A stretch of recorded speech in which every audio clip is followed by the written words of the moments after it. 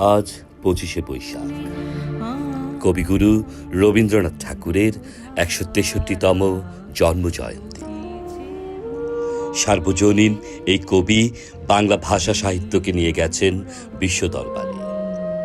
তাই তো নাগরিক মধ্যবিত্ত মননে আজও বাজে কবির অনিন্দ্য সুন্দর সব গান।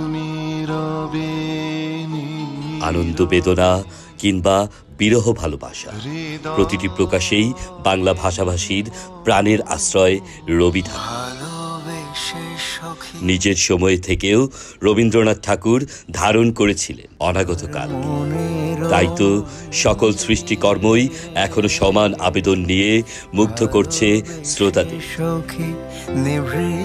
মধ্যযুগীয় উপনিবেশিক সাহিত্যের বেড়াজাল থেকে বাংলা সাহিত্যকে আধুনিকতায় মুক্তি দিয়েছিলেন কবিগুরু। জোড়াসাঁকোর বিখ্যাত ঠাকুর পরিবারে মহর্ষি দেবেন্দ্রনাথ ঠাকুর ও সারদা দেবী দম্পতির কোল জুড়ে এসেছিলেন 1861 সালে।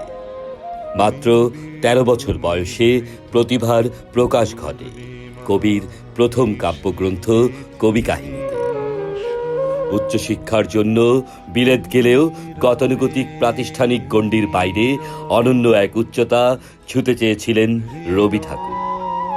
সকল ক্ষেত্রেই স্পষ্ট উচ্চারণ বারবার ধ্বনিত হয়েছে রবীন্দ্রনাথের অসংখ্য সৃষ্টিকর্মে।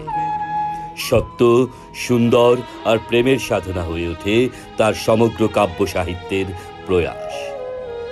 আধুনিকতা আর উৎকর্ষতায় মানুষ অনেক বেশি যান্ত্রিক হলেও আবেগ অনুভূতি প্রকাশে এখনো ফিরে আসতেই হয় রবীন্দ্রনাথের সৃষ্টি সম্ভারে।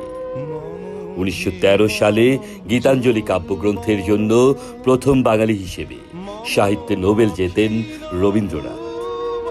তবে অন্যায়ের বিরুদ্ধে সোচ্চার রবীন্দ্রনাথ ইংরেজদের অত্যাচার ও নির্মম হত্যাকাণ্ডের প্রতিবাদে ত্যাগ করেন ব্রিটিশ সরকারের দেয়া নাইট উপাধি।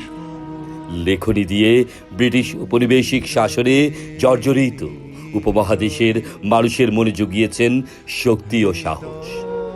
সমগ্র জীবনে অসংখ্য কাব্যগ্রন্থ, গান, নাটক আর উপন্যাস রচনা করেন। জীবন সায়ান্নে 70 বছর বয়সে শুরু করেন ছবি আঁকা। 2000-এর মতো ছবিও এঁকেছেন তিনি। 1941 সালের 7 আগস্ট বাংলা 22শে শ্রাবণ 80 বছর বয়সে চিরবিদায় নেন কবিগুরু। তবে কাব্য ও গানে আজও বেঁচে আছেন বাঙালির অপরিহার্য রবীন্দ্রনাথ।